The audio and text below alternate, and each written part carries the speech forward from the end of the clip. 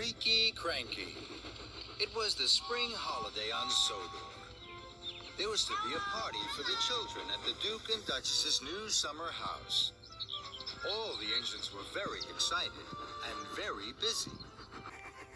Thomas chuffed cheerfully into the docks. James and Henry were passing through.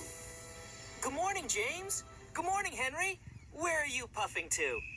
I'm taking these straw bales to the summer house for the children to climb on. I'm taking wood to make a stage for the children's show and barrels of lemonade to drink. How wonderful. I'll see you later at the summer house.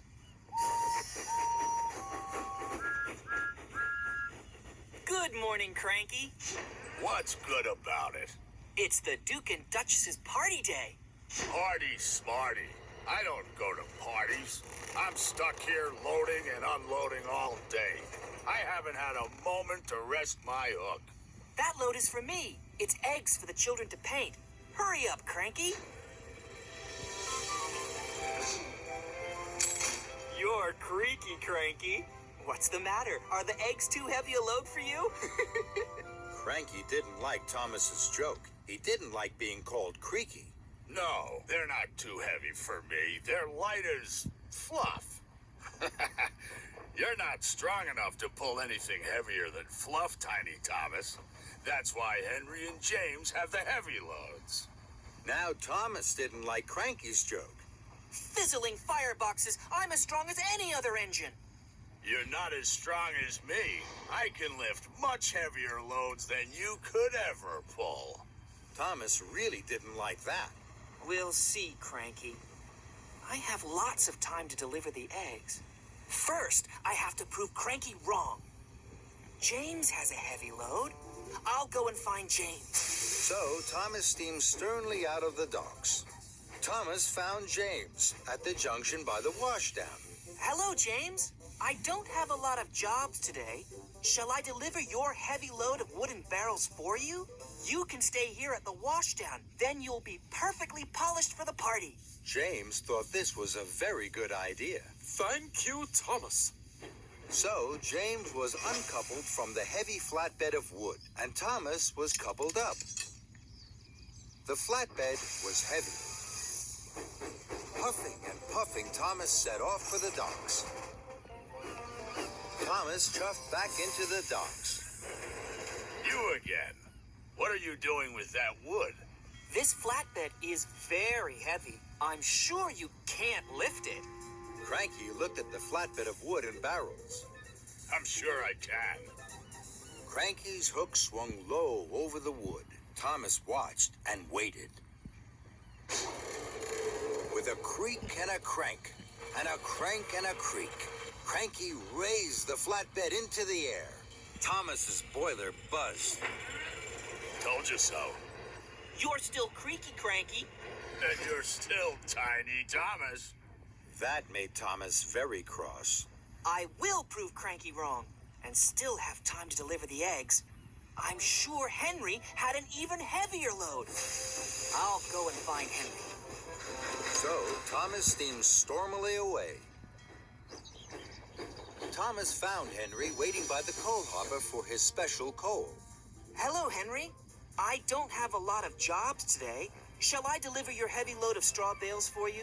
Then you can wait here for your special coal. Henry thought this was a very good idea. Thank you, Thomas. So, Henry was uncoupled from the heavy flatbed of straw bales, and Thomas was coupled up. The flatbed was very heavy. Huffing and puffing, Thomas set off once more for the docks. Soon, Thomas puffed back into the docks. You again. Now, what are you doing with those straw bales? This flatbed is very, very heavy. I'm sure you can't lift this. Cranky looked at the flatbed of straw bales. I'm sure I can. Cranky's hook swung low over the straw. Thomas watched and waited. With a creak and a crank, and a crank and a creak, Cranky raised the flatbed of straw into the air. Thomas's funnel fizzed. Told you so. You're still creaky, Cranky. And you're still Tiny Thomas. That made Thomas even crosser. More than ever, Thomas wanted to prove Creaky Cranky wrong.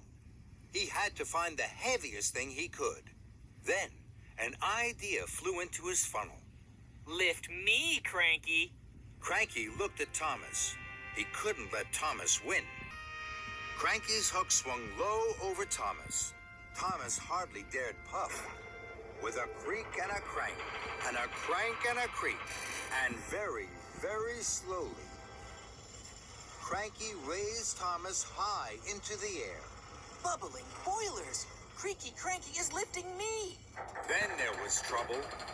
Cranky creaked louder than ever. His crane arm stuttered and juddered. It creaked and it croaked. Then it cracked. Oh, no. Cranky's crane arm had broken, and it was all Thomas's fault. Thomas was stuck high in the sky and blowing in the breeze. Then Sir Topham Hatt arrived. Thomas, what are you doing up there? I'm sorry, sir. I was... You are causing confusion and delay. The Duke and Duchess have no wood, straw bales, or eggs. Now I see you have them all here. Cranky is broken, and you, Thomas, think it's a good time to try being a bird. The Duke and Duchess are waiting. Thomas felt very silly. Then Sir Topham Hatt looked at Cranky. And you're as silly as Thomas. Cranky crumpled. The shame to be as silly as a steamy. Soon, a workman had climbed up Cranky. Slowly and carefully, Thomas was lowered and landed with a jolt and a judder, just as Spencer arrived.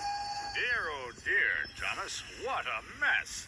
Little engines can get into very big trouble. Thomas felt even sillier in front of Spencer, but he knew now that being strong was only good if you were also really useful. And he had to be really useful. Spencer, I need your help. You're very strong and can pull much heavier loads than me. Will you take the wood, the straw bales, and the eggs to the summer house for me, please? It's my fault that Cranky is broken. I must put everything right as quickly as I can. Very well. Thank you. I'm sorry, Cranky. I know you're strong, stronger than me. I'll be back soon with the right parts to fix you. Then Thomas pumped his pistons and puffed out of the docks. Thomas wheeshed like the wind all the way to the steamworks. Hello, Victor. Cranky creaked, and now he's cracked. He needs new parts. You've come to the right place, my friend. Parts aplenty here. We'll have Cranky up and lifting in no time. Soon, Thomas's flatbed was loaded with new parts for Cranky. Thank you, Victor. Of course, my friend. Give Cranky my best. And Thomas puffed happily away. Thomas puffed into the docks with his heavy flatbed. Cranky was still looking crumpled. Here you are, Cranky. We'll have you fixed in no time. Thank you, Thomas. That's a heavy flatbed. You know, you're not tiny.